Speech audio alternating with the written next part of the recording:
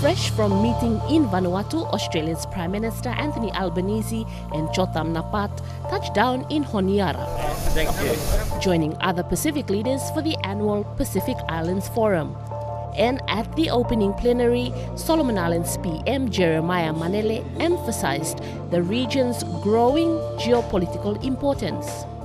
Competition among powerful interests is intensifying, and the Pacific must never be seen as an arena for others.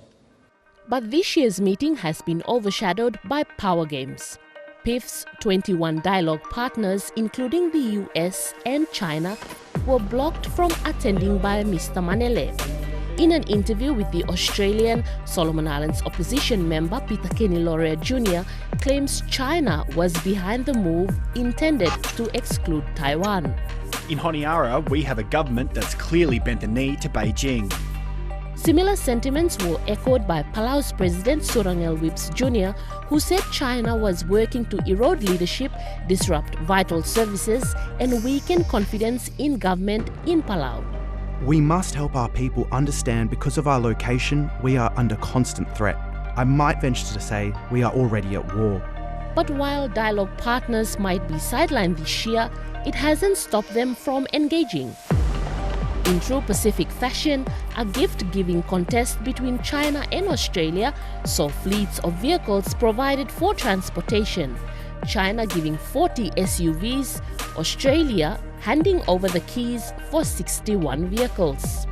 At a press conference, the PM was quizzed about why he was seen riding in one of the cars donated by China.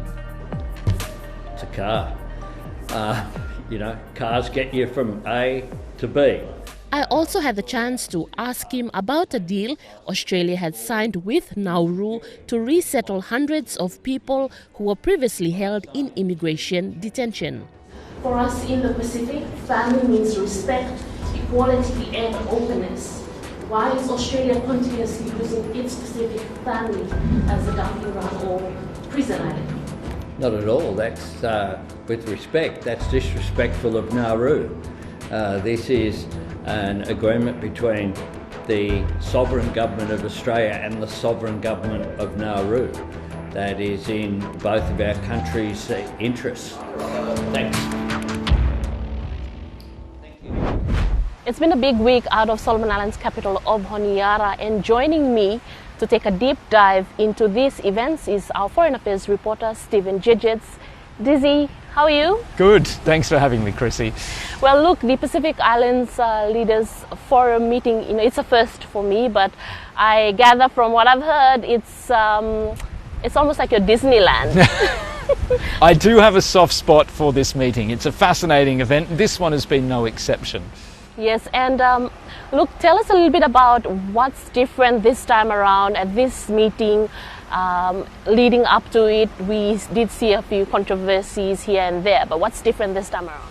Well, the main difference is that dialogue partners aren't here. So US, China, the UK, Taiwan, all of those normal partners who get a chance to speak to leaders, they've been uninvited, blocked effectively. And now there's a big debate about what's behind that. The government here says it's a procedural reason, but a lot of officials in the Pacific and certainly in Australia and New Zealand don't believe that's the case. They think what's really happened is that basically this government was trying to find a way to exclude Taiwan because China was pressing them to do so, but doing so in a way that didn't then provoke a huge stoush with Taiwan's remaining diplomatic allies here. So the awkward compromise that the Prime Minister has landed on is basically to say, well, in that case, nobody can come. Now, not everyone's happy about that.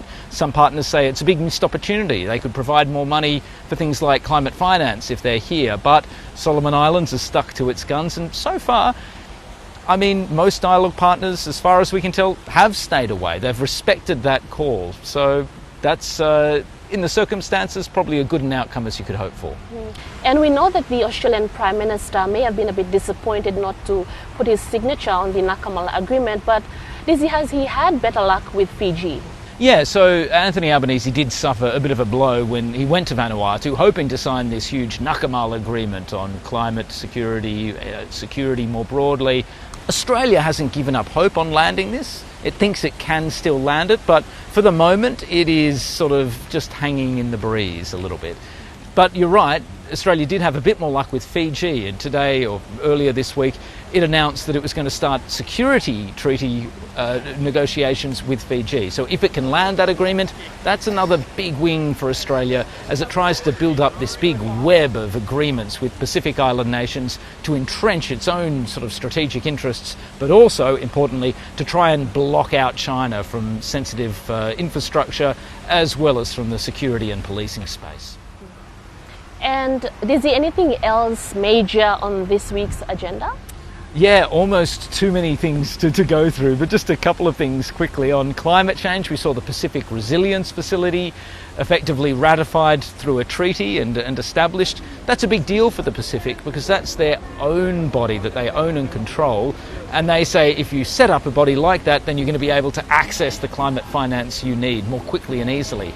The big problem for them at the moment is that there isn't enough money in the kitty. They want to get to $500 million next year. So far, they're well under 200.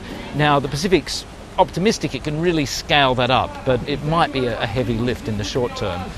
More broadly, we also saw the Ocean of Peace Declaration. Now, we're still not sure exactly what this is going to mean for the region, but the Pacific there, in this era of strategic competition, is trying to lay down some clear markers and principles to say this is the terms that we want to engage on with our partners in the security space. So it's an expression of sovereignty, however belated, in an increasingly fraught environment.